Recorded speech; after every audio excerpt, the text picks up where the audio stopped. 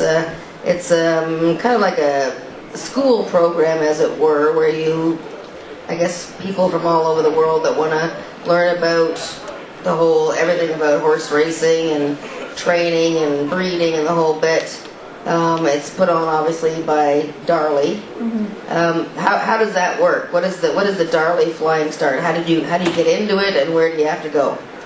It's a 2-year course that's sponsored by Sheikh Mohammed from Dubai, and the course is put on by the Darley's farms.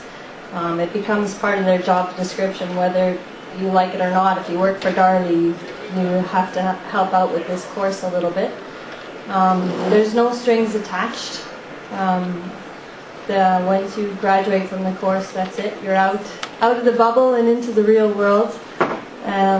It's a wonderful course. As with any form of education, it's what you make of it. So you could, go to university, get a degree, and have partied your way through university and not taken much from it, or the opposite.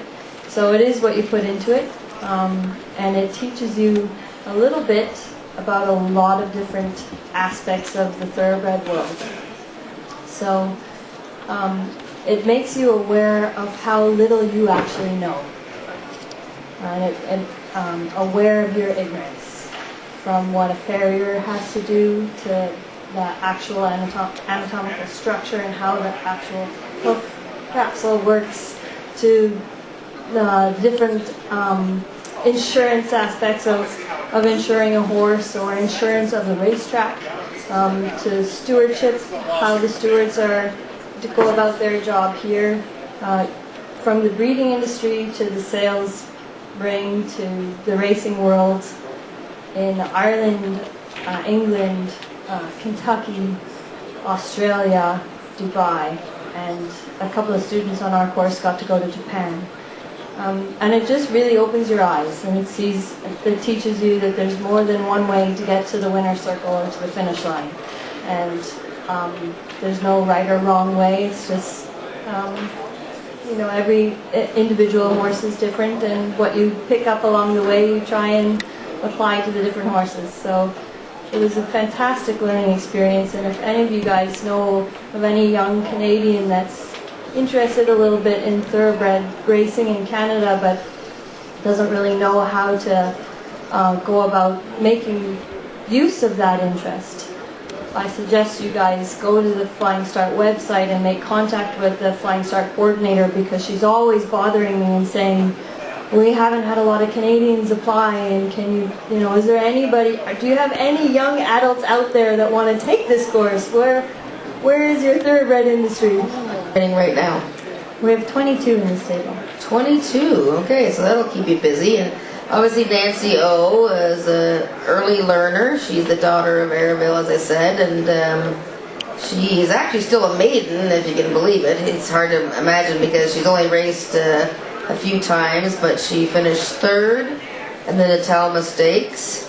And tell us a little bit about Nancy O and what her plans are. Nancy, we tried to sell a couple of times. We put Arraville through the ring while she was in foal with Nancy O, and she didn't meet a reserve in Tattersalls. And we put Nancy O through the ring again as a yearling at Goffs this time last year, and she didn't meet a reserve again. So we've always thought very highly of the filly, and I think rightfully so. She's grade 2 place now. So we were right in that estimation. The filly is a little compact filly, which is slightly different. Barb has a relation in her stable as well. Barb has a full sister to Arraville in the stable, and they're nearly chalk and cheese. Barb's filly is a beautiful, big, robust filly, and I've just seen her in passing on the... Okay. Well, she's a beautiful horse, and Nancy O is kind of the opposite. She's petite and a little bit plain looking in the face, but she moves just as well. So Nancy is, at the moment, she's come back from Belmont Park. I don't know if many of you guys got to see that race, but she just didn't like the dirt track out there. And but she's returned home safely. Thankfully, Pivotal is a champion English stallion who gets all kinds of runners. He's a fantastic stallion, very underrated. And Nancy O has proved time and time again that she's a very talented individual. She's definitely Breeders' Cup worthy. She is a stakes quality horse, and she deserves to run against stakes caliber horses. When you have a horse like this, you have to be really careful about their campaign. Don't get me wrong. She's out of a champion, she's by a champion, and so now you got to manage a horse the horse's value is very important.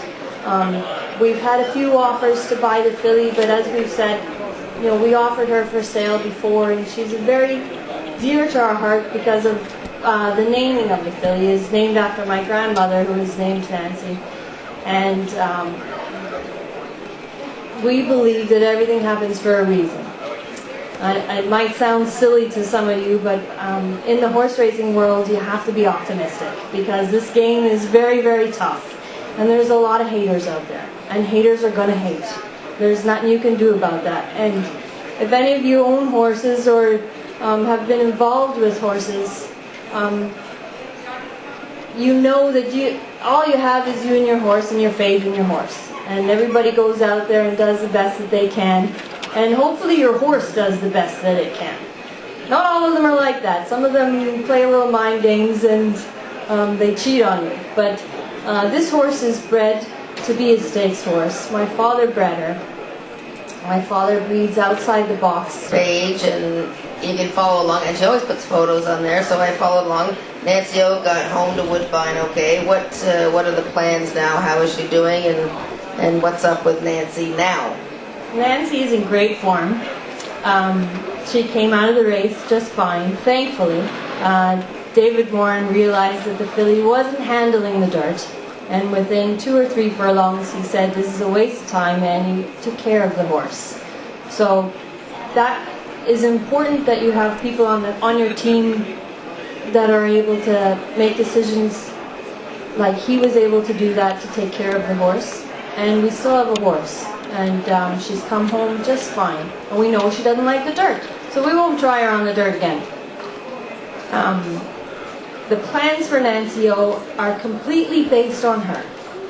I ride the filly every morning, so I know her mood, I know how she's feeling. She has a wonderful equine massage, registered equine massage therapist who comes in and gives her a massage twice a week. I can tell you she is not wanting for any care. She's quite pampered. Her nickname is the Princess. So she's very well looked after, and you can go on. I have a website which is designed for the clients so that the clients can go on and see the live webcams to see the horses in the barn and the shed row.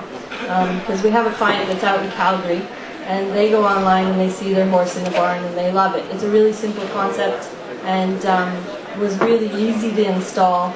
And you guys can go online yourselves and you can see Nancy O in the barn. She's the one that has a wheelbarrow outside her stall with hay in it and grass. So she's well spoiled and well looked after, so there's no fear of Nancy O, I guarantee you. So Nancy O may race one more time this year.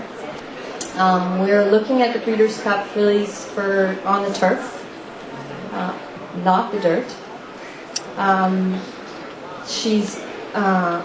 Her form in the Grade 2 Natama is rock solid. The filly that was second, that beat her by a quarter of a length, subsequently went on to win a Grade 1 in Kentucky in hands and heels. Proven to be a top-notch race for sure. It's a fantastic race. Venture onto the spring, the 2 Cassie fillies have come back doing well. So the filly deserves her place in graded stakes company. So there's really only one more race for her left in the year. If she isn't 100%, from a business point of view, there is no point going to the Breeders' Cup unless you think you can win it.